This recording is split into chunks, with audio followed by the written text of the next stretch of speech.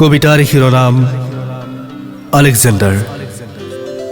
কবি আবৃত্তিকাৰ জুনিয়ৰ আহমেদ।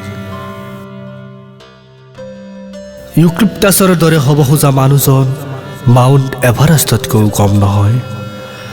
সাগৰৰ দৰে বিশাল মনৰ গছ ভাল পোৱা মানুহজনৰ আশ্ৰয় লয় নিৰাশ্ৰয়হীন মানুহবোৰ। বলিয়া বা জীৱ জন্তুৰ প্ৰাণ নিমিষতে হেৰাই কত মানুহৰ সপোন ভাগি ৰচে ইতিহাস।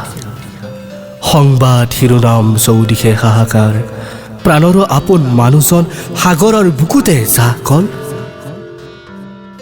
কলংকিত সাগৰ মই বৰ ঘিণ কৰোঁ, নিজৰ বুকুতে শুৱাই ল'লে মৃত সাতঘূৰ।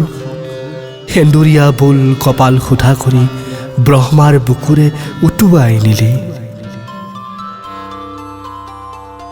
স্বামীহাৰা পত্নীৰ কান্দোন শুনিছানে? মৰিশালী মৰিচিকা বিচাৰি হাহাকাৰ কৰা গোটেই চহৰখনে নিৰল নিস্তব্ধ, আকাশখনো গোমা নিতাল ৰাতিৰ নিশা।